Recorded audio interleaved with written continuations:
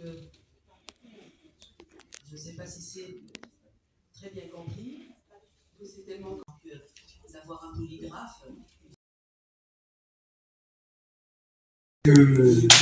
L'honneur on organise aujourd'hui au nom de la société d'ORL, dont je suis le président actuellement. Et c'est la troisième manifestation que la société d'ORL organise des manifestations à Tizi. La première, c'était en 2015. C'était également le thème sur le syndrome d'abus du sommeil. Il y a eu une deuxième manifestation qui a été faite au 3 Roses sur le nez dans tous ses états. Et maintenant, c'est ma 13e manifestation sur un thème qui est assez important, on va en parler durant toute la journée. Et sans trop attendre, je passerai et je vous présente la trésorière actuelle de la société, le Dr Ibrahim, qui est ORL, à la retraite, qui a été également trésorière en 95. Vous avez la parole, Dr Ibrahim. Voilà, c'est avec un grand plaisir que nous revenons vers Tizi, qui est une ville qui nous a toujours bien accueillis.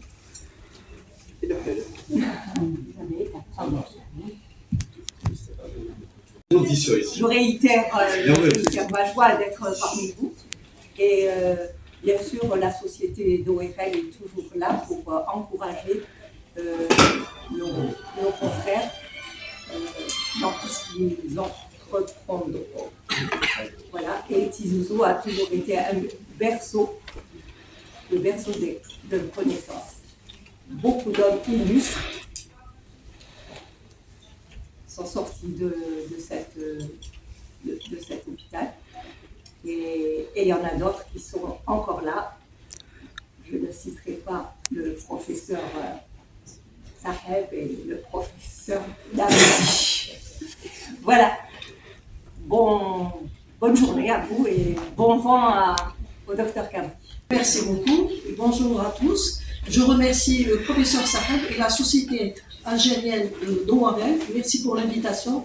Et donc c'est un plaisir et un honneur d'être parmi vous pour participer à cette thématique très intéressante pour nous, endocrinologues. Et je vous souhaite une journée fructueuse. Merci. Donc bonjour tout le monde, je suis très honoré d'assister aujourd'hui à ces journées, je ne dirais pas des journées d'ORL, puisque c'est des journées multidisciplinaires qui s'intéressent réellement à un des thèmes les plus, j'ai envie de dire, intéressants en médecine, puisque vous le savez, je vais juste faire un préambule, le sommeil c'est la vie, on dort un tiers de notre vie, donc probablement plus d'un tiers de nos pathologies est liée au sommeil. Et ce qui est intéressant aujourd'hui, c'est qu'on accueille la Société algérienne d'otorhinolaryngologie avec son président et sa secrétaire générale et tous les membres, mais aussi on accueille d'autres spécialistes, donc l'endocrinodiabéto, la médecine du travail, la médecine légale, la pneumophysiologie, toutes les spécialités concernées, mais aussi les collègues médecins généralistes, puisque le thème d'aujourd'hui est réellement un thème qui nous lie et qui nous met face à des pathologies très sévères, pour ne pas dire source de morbimortalité. Et à la limite, nous vous remercions pour cet intérêt. Et j'ai juste envie de jeter une fleur à professeur Saheb et aussi au docteur Kabri, parce que c'est probablement l'une des premières fois qu'on va parler du sommeil de cette façon à Tizi Ouzou. Et comme l'a dit le docteur Ibrahim, j'espère qu'on sortira avec des recommandations qui pourront à la limite être généralisées sur le plan du territoire national. Donc je passe la parole à madame la secrétaire générale. Merci. Bienvenue à tous CHU Tizi Ouzou. On est très honoré de vous avoir parmi nous. Bonjour à mes chers invités. Au nom du directeur général que je représente, je suis très heureux d'avoir cette fin d'année avec une série de journées d'information et de communication. Ces journées s'inscrivent dans la 3e édition du centre hospitalier universitaire qui est la formation. Sur le pivot du centre hospitalier universitaire. Merci professeur pour vos éloges. Ça nous va droit au cœur, on est très honorés que le CHU de Tizi Ouzou est un berceau de connaissances, un collège privilégié. Donc merci encore. Merci pour votre présence. Je remercie le service d'ORL, à sa tête le professeur Saheb, le docteur Kabri pour cette initiative. Merci pour votre présence et bonne journée. Dubar, qui est également secrétaire général adjoint. En espérant qu'ils soient reconduits pour le prochain mandat. Donc, personnellement, je ferai un seul mandat, contrairement aux mandarins et aux dictateurs qui gardent les sociétés. S'il vous plaît, j'ai le privilège de commencer cette séance. Alors, l'intérêt, effectivement, comme a dit le professeur Daoudi tout à l'heure, c'est une pathologie qui est importante, et non seulement importante, étant donné également qu'elle touche aussi bien la population adulte que pédiatrique. Donc, vous voyez que ce thème qu'on va voir durant toute la journée est très important et elle touche tout le monde. On va faire un petit détour par l'histoire. Donc, ce syndrome d'apnée du sommeil était connu de façon, disons, accidentelle, et c'est grâce à un neurologue qui va faire plaisir à mon ami Ibrahim, puisque ce dernier est sorti. Il est là, très bien. J'aime bien taquiner. Donc c'est Henri Casto, qui était un neurologue qui s'occupait des épileptiques, qui a remarqué qu'il avait certains patients qui avaient un aspect ils sont gros, lourds et obèses, et qui avaient des apnées du sommeil qui dormaient la journée. Donc il avait évoqué ça, il avait qualifié ça de syndrome de Pickwick. Pickwick, c'était un personnage qui était très connu d'un écrivain anglais, Charles Dickens. Ensuite, c'est pratiquement un autre neurologue, c'est Christian Guilleminot, qui est un Français, qui a décrit le syndrome d'apnée du sommeil, et la définition sera bien donnée tout à l'heure par le docteur Cabri, qui a fait sa thèse. Et après, il faudra avoir 5 apnées par heure du sommeil. Ensuite, dans les années 70, il y a un Australien, le docteur Colin Sullivan, qui a fait des travaux en Californie, et qui a travaillé également sur la respiration des chiens, les molossoïdes. C'est une race de chiens qui se rapproche, du point de vue physiologique, sur l'être humain. Et là, cette journée. Donc, seront abordés les aspects sémantiques, on verra les aspects cliniques, les aspects diagnostiques, les aspects thérapeutiques. Alors, dans le côté sémantique, il y aura des petites confusions, on aura des éclaircissements entre c'est quoi un trouble du sommeil. Il y a donc c'est qui fait la présence de plusieurs spécialistes avec nous, notamment le neurologue. C'est quoi un SAOS? C'est quoi un trouble respiratoire obstructif du sommeil? Et enfin, c'est quoi le ronflement? Est-ce que quelqu'un qui est maman et vous dit mon enfant dort mal, trouble du sommeil, quelqu'un pourra dire mon enfant ronfle la nuit, etc. Donc on va essayer de trouver cette problématique. Et ce qu'il faudra savoir, et vous l'avez dit tout à l'heure, docteur Daoudi, que physiologiquement, celui qui nous a créés, et vous l'avez dit tout à l'heure, on passe entièrement notre existence dans le sommeil. Et verset 9 de la sourate Naba, et nous avons fait de notre sommeil un repos. Donc là, on est là pour pouvoir remédier à ceux qui ont des troubles du sommeil pour trouver la cause. Alors, c'est cette pathologie, et vous avez très bien précisé, c'est une affection qui va toucher plusieurs organes, qui va concerner une affection pluridisciplinaire, et quand on soigne un corps humain. Donc il ne faut pas avoir de frontières, de division. Donc l'intérêt, c'est toujours de travailler en collaboration.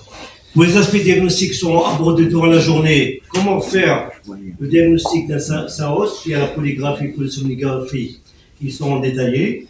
Il y aura l'apport également de l'endoscopie du sommeil. Peut-être que va en parler le docteur Debar. L'aspect thérapeutique sera bien sûr en fonction de l'origine de ce syndrome d'apnée du sommeil. Et cette prise en charge thérapeutique, bien entendu, sera toujours en collaboration. Là, c'est une diapo qui, probablement, que quand le plus souvent chez l'enfant, si on enlève les amygdales végétation, mais non, là, ça persiste, je laisserai le soin au docteur Duba d'en parler. Enfin, on peut utiliser la CPAP, et ses complications, et on verra l'intérêt. On aura, j'ai vu tout à l'heure le docteur Djebari, je ne sais pas s'il est là. On aurait aimé la présence des maxillofaciales et des ODF pour les orthèses mandibulaires. Enfin, nous avons la dernière trouvaille qui est grandement commune une bonne dizaine d'années. Ce sont la neurostimulation du nerf rond-hypoglose et ça s'est affiné avec de nouvelles gadgets. Enfin, donc pour les recommandations, professeur Daoudi, il faudra tout un travail. Là, on va faire des orientations. Et moi, je dirais, c'est encore mieux, c'est de faire d'autres travaux, d'avoir de perspectives, c'est d'édicter un phénotype algérien, du ronfleur, du SSOE, c'est le trouble du sommeil, comme à l'instar de la polypone nasocide. Et je vous remercie de votre aimable attention. Du sommeil, donc il y a plusieurs nominations qui se convergent vers un seul sens. On a le syndrome d'apnée du sommeil, syndrome d'apnée hypopnée obstructive du sommeil, syndrome d'apnée obstructive du sommeil. Donc ça rentre, pratiquement toutes les pathologies se convergent vers une apnée du sommeil. D'accord? C'est une apnée, que ce soit d'origine centrale, on l'appelle syndrome d'apnée d'origine centrale, ou bien périphérique, syndrome apnée hypopnée obstructive du sommeil. Donc les progrès du sommeil physiopathologique ont permis de mieux comprendre les liens qui unissent ces conséquences cliniques en faisant intervenir des notions comme l'hypoxie intermittente chronique. Donc vous avez l'hypoxie intermittente chronique, vous avez le stress oxydant et l'inflammation du système de Bagrad. Donc actuellement on peut parler d'une pathologie inflammatoire. Ce syndrome d'apnée du sommeil, on peut le classer comme une pathologie inflammatoire de Bagrad. Il y a le dysfonctionnement endothelial vasculaire, encore une dérégulation métabolique qui va se manifester par un syndrome métabolique. La mise en évidence des phénomènes anatomiques, donc l'avènement de l'endoscopie du sommeil. Donc vous faites une nasofibroscopie sous anesthésie générale pendant le sommeil et vous allez voir les pathologies anatomiques qui donnent cette obstruction des voies aériennes supérieures.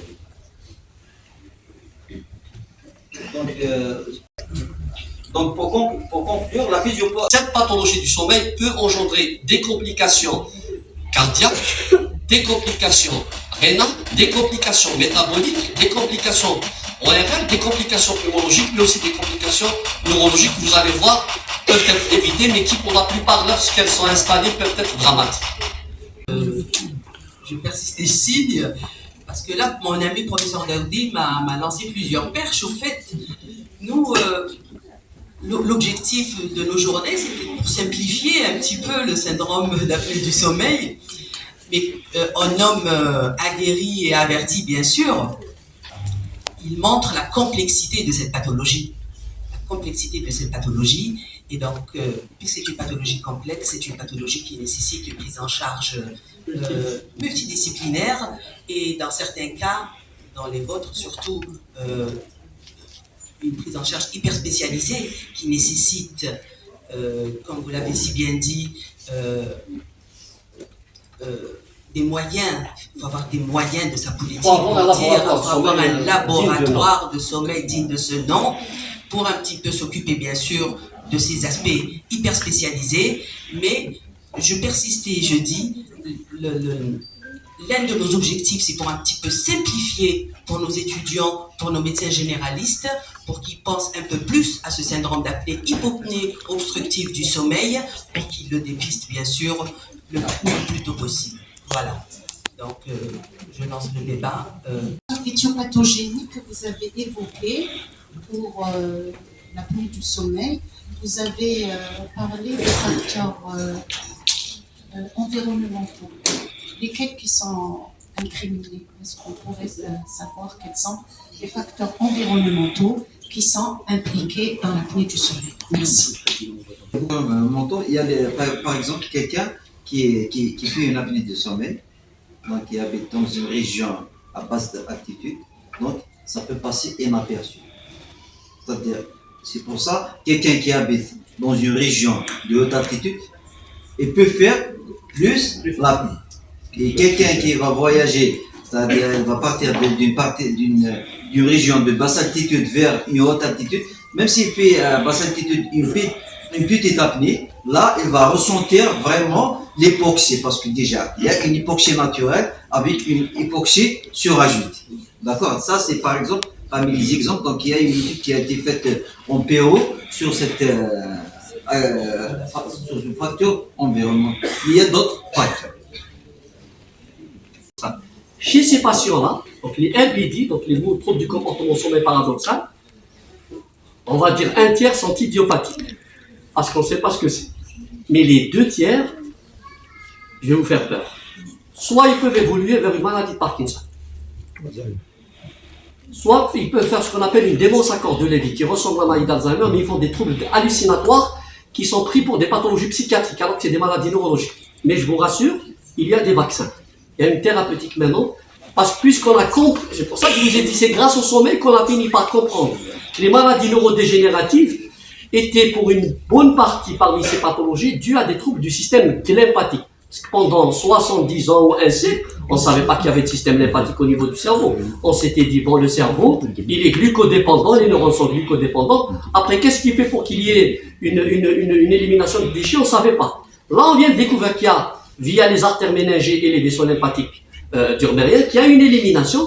Et on s'est rendu compte que dans beaucoup de pathologies, ce système lymphatique est défaillant la nuit, parce que c'est la nuit qui travaille. C'est pour ça que quand on a un enfant, on lui dit d'aller dormir. Quand on lui dit d'aller dormir, c'est 1, pour l'hormone de croissance, mais 2, parce que c'est la maturation cérébrale et les mécanismes d'élimination de ce qui est pas bon et de ce qui est bon se font là. Ça, c'est le premier point. Le deuxième point, et je pense que c'est hyper intéressant ce que vous dites, c'est qu'on s'est rendu compte que les pathologies du sommeil, notamment parce que ce qui fait peur maintenant dans notre actualité, c'est les urgences vasculaires, notamment cérébro-cardiovasculaires. Donc on s'est rendu compte que pour une grosse partie de la population, une fois que ces patients ont fait un infarctus du myocarde ou ont été stentés ou ont fait un infarctus cérébral, on va dire la partie est un peu perdue. Donc on s'est dit, comme toutes les pathologies qu'on fait en médecine, il faut aller peut-être dans le côté de la prévention. Donc on s'est rendu compte qu'il y avait encore une bonne partie de ces problèmes de sommeil qui étaient inducteurs de pathologies cardiovasculaires, et c'est pour ça que d'ailleurs l'histoire de la nouveauté alternant et combinée, c'est en hospitalisant des patients dans des services d'ORL adressés par des pathologies, par des cardiologues ou des neurologues qui font du vasculaire pour des tableaux inexpliqués qu'on s'est rendu compte, grâce aux polysomnographes, que ces patients avaient de la dysrégulation qui entretenait, ils faisaient des infarctus à répétition, ils faisaient des IDM à répétition, et ils entretenaient les syndromes métaboliques. Ça, c'est le deuxième point. Le troisième point, et c'est encore plus extraordinaire, c'est qu'on s'est rendu compte que le sommeil lui-même, on pouvait avoir des patients qui faisaient des hypersomnolences, sans rentrer dans le cadre d'un syndrome obstructif, et que ces hypersomnolences soit traduisaient des maladies qu'on connaît, mais pouvaient rentrer dans le cadre, quand c'est subaigu, ce qu'on appelle des encéphalites auto-immunes, AMA2, qui touchaient le tronc cérébral, et qui pouvaient, quand on les diagnostique, nous révéler un cancer du côlon, un cancer du poumon, des tumeurs germinales, un cancer du cap. Donc, c'est ce qu'on appelle de la prévention. Et je vais pas dire qu'on va arriver à ça, mais on commence à comprendre ces mécanismes. Et j'ai un collègue, Ibrahim, on a fait une présentation il y a une année ou deux sur la narcolepsie. On avait présenté un patient d'une soixantaine d'années, ça n'est pas courant. Il a fait un tableau d'hypersomnolence. C'était une encéphalite et on a découvert une tumeur testiculaire. Et on avait beaucoup de difficultés à expliquer à l'urologue de l'opérer puisqu'il n'y avait rien. On a opéré le malade, le patient tout a disparu. Donc c'est juste pour, en fait, l'intérêt que j'ai juste envie de dire, c'est qu'il ne faut pas voir le sommeil dans le sens où on dort et on se réveille, ou juste cette apnée hypopnée. Et enfin, dans les recommandations de la société française, et même les recommandations de l'American Academy of Sleep, et c'est ça qui m'a intéressé par rapport aux enfants, vous avez remarqué qu'on met beaucoup de patients disons du spectre autistique qui sont hyperactifs, ils ont recherché ça, et l'hypertrophie de la lumière, la déviation de la cloison nasale, tout ça peut régler, et c'est l'exemple des épilepsies tardives. Cabri, je ne sais pas s'il est là, moi j'ai avec Cabri 2 ou 3 patients d'épilepsie tardive révélés par des syndromes d'apnée obstructive qu'on a opéré en ORL, on a arrêté les traitements. Donc vous voyez que le lien est toujours là, et j'espère qu'on pourra, on le fait actuellement, on a une interdisciplinarité, mais je pense qu'on pourra lancer réellement ce laboratoire de sommeil avec 4 ou 5 spécialistes. Oui, tout à fait. Je ne sais pas si j'ai répondu. Les vaccins. Alors, trouble du système lymphatique, donc on est parti sur des vaccins, sur la maladie d'Alzheimer, puisqu'on a essayé dans la maladie d'Alzheimer un vaccin anti-taupathie. Le gros souci, c'est que les patients ne se sont pas améliorés pour la bonne et simple raison, c'est que les patients qu'on a impliqués dans les différentes études avaient déjà des plaques amyloïdes installées. Donc, c'est-à-dire le seul inconvénient dans le cerveau, c'est quand les lésions sont installées, notamment dans certaines structures, c'est difficile de revenir en arrière. Le deuxième essai qui a été fait par la vaccinothérapie antiphosphoto dans la maladie d'Alzheimer est en cours parce qu'il y a eu des arrêts à cause d'effets indésirables comme des saignements. Mais ce qui est intéressant, c'est que grâce à cette découverte de protéines tau, on est en train d'utiliser l'immunothérapie. En 2023, il y a une étude qui s'appelle l'étude Clarity, qui a prouvé que quand vous avez un patient qui fait un trouble cognitif de nature amnésique ou du langage qui ressemble à une maladie d'Alzheimer avant qu'il y ait le syndrome démentiel, cette thérapeutique arrête la maladie. First point. Donc il faut les diagnostiquer très tôt. Le deuxième élément, pour cette démence à corps de Lévy qui touche les sujets de 60 ans, ils ont des petits tremblements, ils ont beaucoup d'hallucinations. Le vaccin anti-alpha-synucléine sera probablement disponible vers la fin 2027 ou 2026. Il va empêcher ou réduire l'agrégation. Mais le mot-clé dans toutes ces pathologies, c'est diagnostiquer les patients tôt. Merci. Dans le cas du syndrome du sommeil, de pathologie du sommeil, en fait, c'est grâce au sommeil, comme il a dit le professeur Daoudi, qu'il y a eu une évolution, même par rapport à l'enrôlement des différentes spécialités pour leur intérêt à cette pathologie. Parce qu'il y a une relation en fait translationnelle et interdisciplinaire. Et tout à l'heure, vous avez parlé de l'œuf ou de la poule a donné ça. Il y a beaucoup de données scientifiques concernant les différentes pathologies cardiologiques, métaboliques, neurologiques, psychiatriques, etc. et de l'enfance qui peuvent donner le syndrome d'apnée hypopnée du sommeil, mais également l'aggravation de ces pathologies, en l'occurrence le diabète, puisque je suis en train de regarder notre collègue professeur Bouzid, qui va en parler tout à l'heure. Et donc, l'utilité de ces journées, c'est pour un petit peu sensibiliser les professionnels de santé pour qu'ils soient tous concernés par la pathologie du sommeil, et ce n'est pas l'apanage ni du pneumologue seul, ni de l'ORL seul, ni du neurologue seul. C'est tout le monde qui doit se pencher sur cette pathologie, essentiellement et simplement pour un petit peu le dépister avant qu'il n'y ait toutes les complications qu'on avait citées tout à l'heure. Et dans l'élément principal qui génère tout ça, c'est l'hypoxie intermittente qui génère beaucoup de stress oxydant et qui génère beaucoup de médiateurs inflammatoires en fait, qui généreraient les cancers dont il a parlé le professeur Daoudi, génère des cancers, l'aggravation de certains cancers, en parasite, oui, absolument, de certains cancers, éventuellement. Voilà, je m'arrête là. Merci. Merci à tous.